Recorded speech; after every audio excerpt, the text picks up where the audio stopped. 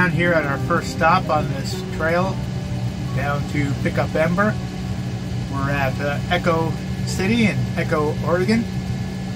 I got my ceiling fan on right now.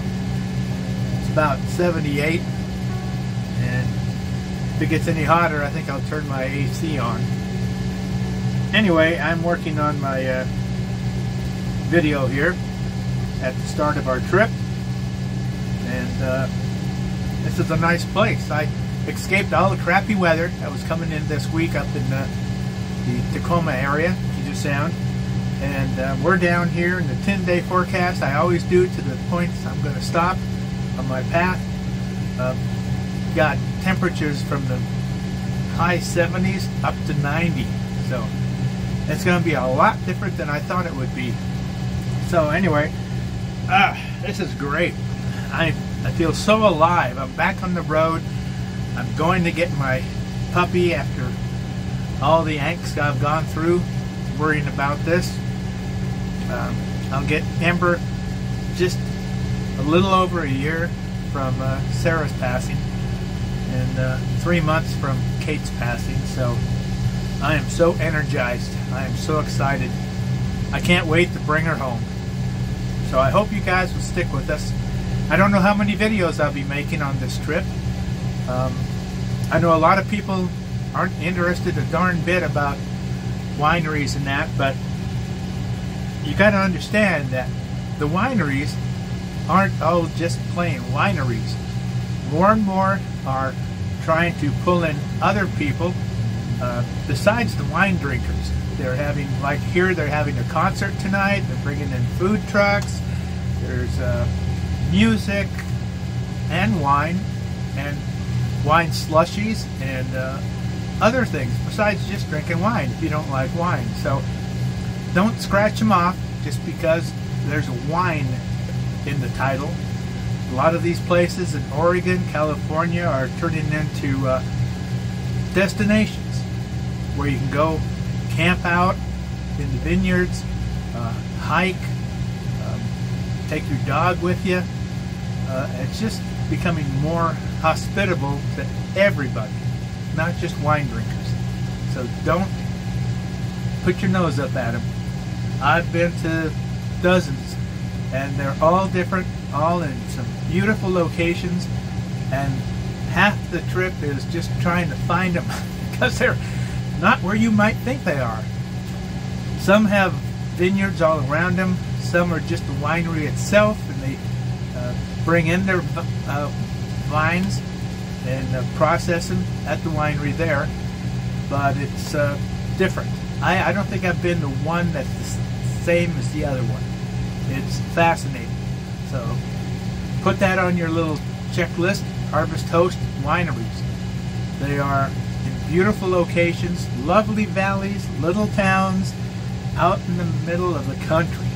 You know, if you're sick and tired of the city and all that crap you have to put up with, coming out to a winery and camping overnight in your RV, having a little glass of wine, or maybe buy their cheeses and meats, it's a nice way to relax. So yeah, let me tell you about where I'm at right now. Echo, Oregon, Eastern Oregon. And across the street there is my first stop off, Echo Winery.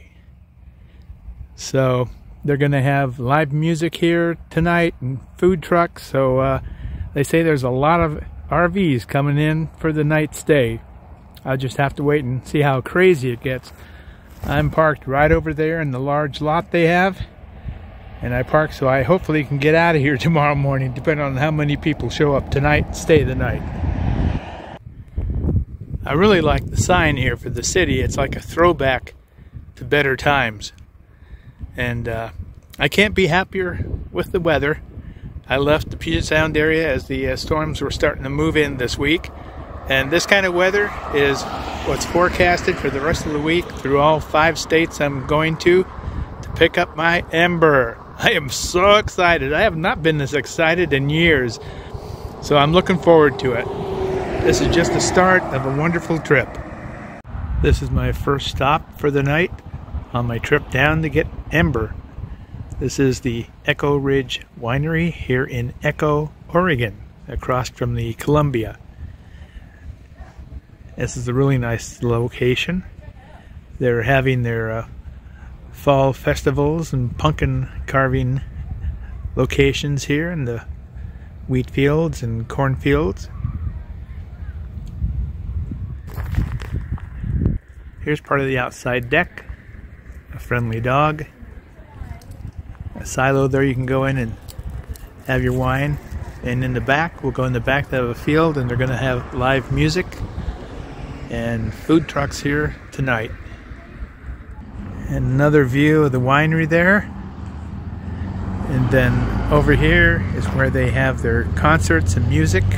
And they're busy putting up a tent for the live band this evening. But it's nice and cool here on the grass and underneath the trees. And every one of these wineries I travel to are totally different. I have not yet come across one that is like any other.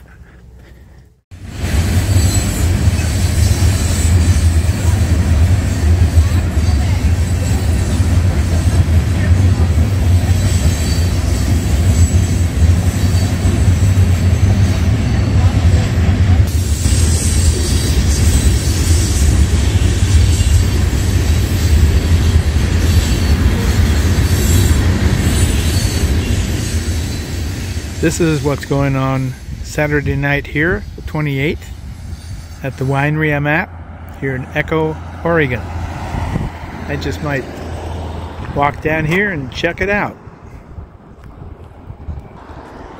You can see the winery here is built inside an old granary. And if you go into the bathrooms and look up, you can look all the way up to the top of the granary roof there. This is quite a unique place. Well, it looks like things have happened. There's music going on. I can smell the food trucks. The parking lot here is full. So is the area where the RVs are. A lot of Class A's and trailers. So I'm going to go up here and join the masses. This is what I mean when I say wineries are not just for wine drinking. They're trying to get a larger group of people. So they're offering more amenities.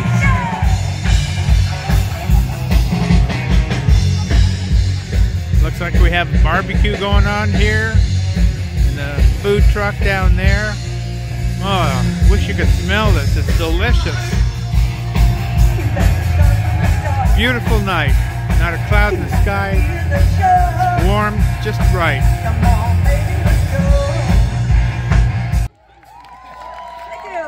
Thank you.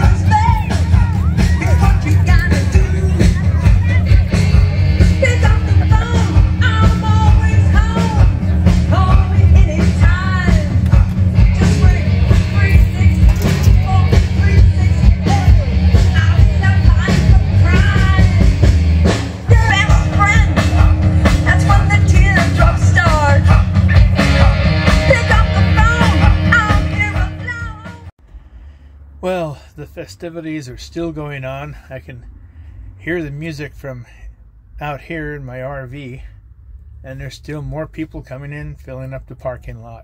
I was so wound up last night, I didn't get to sleep until I think 1 o'clock in the morning, and then got up at 6, and so I'm a little tired. So, I hope you guys enjoyed this video. Give me a thumbs up on these things, okay? It helps get them out to other people that might be interested in solo travel. So, I'm going to sign off here. So, thanks for watching. And like we always say here at Doggone RV'N, we wish you happy trails and woof woof. Catch you later.